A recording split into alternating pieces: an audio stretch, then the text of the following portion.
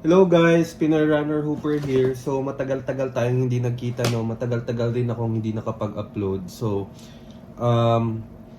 sa lahat nung nanood nung mga previous na videos ko, maraming salamat. Pero request ko lang sana mag-subscribe tayo kasi parang almost 90 to 95% nung nanood nung mga videos, previous videos ko, hindi kayo nakasubscribe. Please sana konting tulong lang, pa-subscribe naman para tulong na din sa channel para ma-sustain o ma-continue natin tong channel na to. Ayun.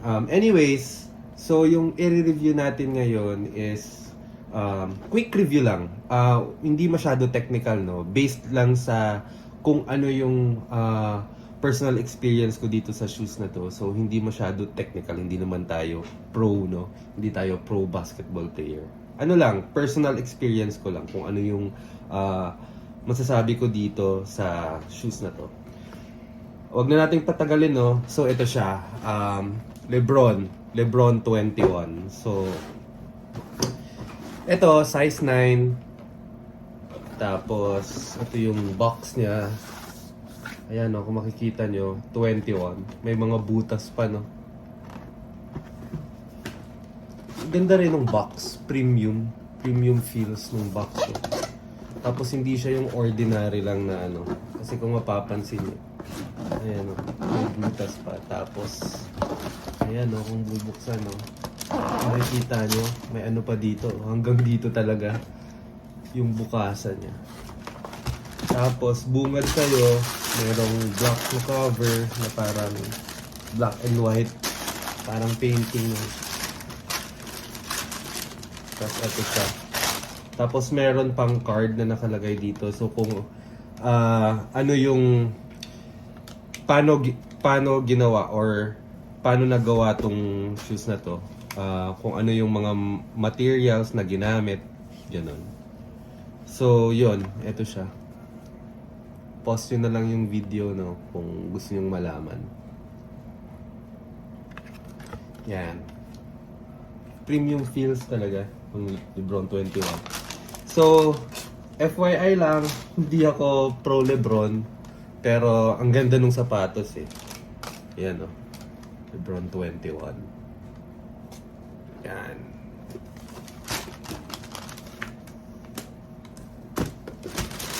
Ito yung laman ng box. So yan. Okay. Simulan natin sa materials. Ang ganda. Premium ng materials, no? Kung makikita nyo. So parang siya, nag-gloss na parang may reflectorize, no? So yan. Parang nag-iiba pa nga ng kulay eh. Yan. Tapos yung niya, yung upper niya, ayan yung materials niya. So parang makikita mo may mga butas din. Pero personal experience So parang ginamit ko siya dalawang magkasunod na game na 20 minutes. Medyo uminit sa loob. Di ko alam. Baka mainit lang din talaga yung court sa The Zone. Pero yun, medyo uminit yung paa ko. Siguro nakadalawang na rin. Parang nakadalawang session na din na parang medyo mainit yung feels nung sapatos na to. Pero tolerable naman. Tolerable naman yung init sa loob. Tapos, pero manipis na yung socks ko nun Manipis na, pero may pa rin, parang umiinit pa rin sa loob. Hindi ko alam, siguro mainit lang talaga ngayon. Pero naman parang tag-ulan na rin. Siguro humid lang din, kaya yun, medyo mainit. Sa dalawang sessions na yun, so yun. Actually, 2 to 3 na Medyo umiinit nga talaga sa loob. And then yung niya, yung material na ginamit na foam is Air Zoom. Ayan Air Zoom. So malambot siya. Actually malambot. Maganda yung premium. Yung parang maganda at premium yung pag sinusuot mo siya. So maganda sa paa. Malambot. Tapos rin responsive naman siya, no. Though disclaimer, hindi nga ako pro, hindi rin ako mataas tumalon, no. Pero para sa akin kasi nga runner, So yun, medyo responsive naman siya pag, alam mo yun, tumatakbo, ganon, hindi ka masyadong mapapagod. Maganda yung foam niya, premium feels din. Tapos sa ano naman niya, sa traction niya, masasabi ko siguro mga 8.5 to 9 out of 10. Maganda din yung traction niya. Tsaka hindi mabilis mag-pick up ng dust. Kung makikita nyo, no? Well, every after game, kung alam nyo naman, no? Lagi kong nililinisan yung outsole niya. Pero, ayun, maganda sa rubber na to, rubber compound na to, hindi mabilis mag-pick up ng dust. So, ano siya, hindi mo na kailangang linisan every now and then. So, kaya okay siya sa akin. Hindi mo na kailangang linisan tapos magkakadumi pa yung kamay mo, no? So, yun. Okay siya. Tapos yung traction niya, maganda rin. So, parang masastop ka talaga pag kailangan, no? So, yun. Tapos, ayun, makikita nyo sa gitna, oh. So, ito yung materials na ayan, ginamit dito. So, yung meron siyang TPU shank, tapos top-loaded din yung niya, 4-foot, tapos zoom airbag din yung ginamit. Tapos yung upper lang niya, ewan ko, hindi ko kasi siya laging ginagamit pero feeling ko pag lagi mo siyang ginagamit tapos basa, feeling ko medyo hindi siya magtatagal. Tapos kung makikita mo yung ito, so parang ilan na to, 3 to 4 sessions ko na itong ginamit, parang may nagasgas na agad, ayan, kung makikita nyo. So yan, exposed kasi yung air zoom niya dito. So yun lang naman. Yun, tapos yun nga, yung na-mention ko yung upper niya, sana hindi magbakbak, no? Kasi kung makikita nyo, pagka medyo mabasa na, siguro, tapos laging ginagamit, feeling ko magbabakbak o mapupunit to Kaya ingat lang din sa paggamit nito. Yun. Tapos in terms naman sa niya, sa lacing system,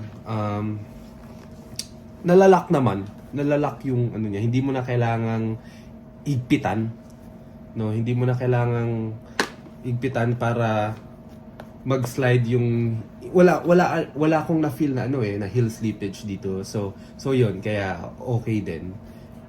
Parang enough na yung ganitong niya, lacing system, tapos yung sa heel niya, counter heel niya. So yun, walang heel slippage. Tapos ayan, medyo safe din yung heel mo dito, medyo matigas. So yun, tsaka may plastic pang nakalagay dito. Yun din yung nakalagay dito So yun, may outer shell, tapos meron pang sphere lining dito. Ito So yun. Siguro lang, comment ko lang din, kasi nga, pag nung tawag dito, nung nilaro ko siya ng 2 consecutive games, parang 20 minutes, uminit siya sa loob, tapos pinapapawisan ako. So yun, medyo nabasa talaga dito sa loob. Nabasa. So, yun. Ginawa ko, after nung game, talagang nilagyan ko pa ng tissue sa loob, pati dito, para hindi lang mangamoy, tapos i-absorb din yung basa. So parang yun, mabilis siya mag-absorb. Parang nag-a-absorb talaga siya nung basa.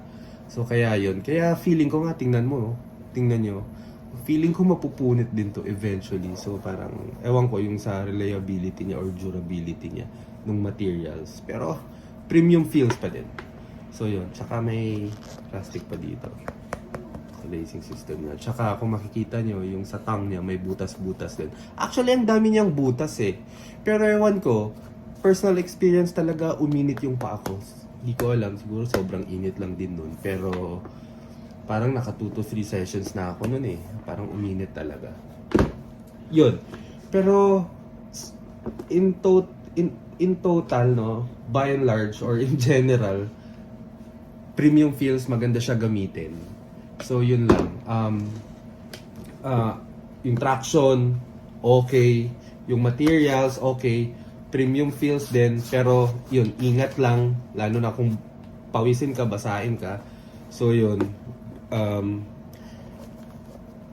kailangan agad ipatuyo kasi baka magbakbak o mapunit. Tapos yun, hindi rin gaano kahaba yung sintas pero gets the job done. So yun. So pag-usapan naman natin kung magkano ko siya nakuha. So parang alam ko nasa 10,800 or almost 11,000 to SRP. Pero sa Nike Fort may ano yun may naka-sale sila nun. Ano yung receipt? Naka-sale sila nun. Tapos sabay ko tong nabili nung Ja. So parang naka 50% off to. May month talaga na parang whole month naka 50% off lahat ng Lebron except dun sa mga bagong colorway. Tapos pag bumili ka pa ng isang item, so parang 2 items, may additional 10% sa total bill mo. So naka 50% off na siya tapos naka 10% off pa sa total bill ko. So parang ayun, ito pala 11,295 yung ano niya, SRP. Tapos 40% pala to. 40% yung discount niya. Tapos may additional pa na 10% dun sa total bill. So parang nahulog na 6,099 ko siya nakuha. While yung Jawa naman, kung napanood nyo na yung video na yun, nakuha ko siya ng SRP niya is 6,895. Tapos 30% discount plus 10% discount sa total bill. So parang nakuha ko lang siya ng 4,300. So yun. 40% at 30% tapos meron pang additional 30% dun sa total bill. So yun. Actually, bisita lang kayo sa Nike Fort, no? Palagi silang almost every weekend nung pumupunta ako doon nung February, March at April, naka-discount yung Lebrons nila. Di ko lang sure ngayon pero yun, yun, naka-discount sila nung nakuha ko to. Kaya, actually yun nga, sinabi ko no na hindi ako makalibron. Pero nung nakita ko yung price, tsaka nakita ko rin yung materials, maganda So, kinuha ko na rin. Sayang din, no? So yun, sana may nakuha kayo no sa video na to. Tapos at nakatulong din if kukuha pa kayo ng Lebron 21.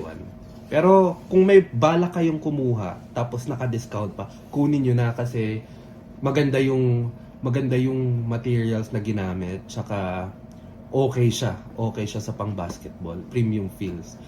So yun lang yung talagang isang ano doon, parang off sa akin. Yung siguro yung material lang dito sa colorway na to. Pero other than that, superb yung performance niya. Okay sa akin. Okay, sa next video natin, sa next review, stay tuned kayo, no? Ito yung review naman natin. Ito. So yan.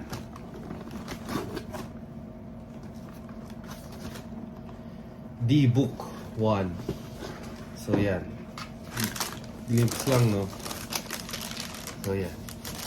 So sana mag-subscribe kayo at mag-like. Tapos kung may questions kayo, sinasagot ko naman sa comment section. So yun. Please like, share, and subscribe. So yun. Thank you. Stay tuned nga pala para dito sa next performance review natin. Thank you.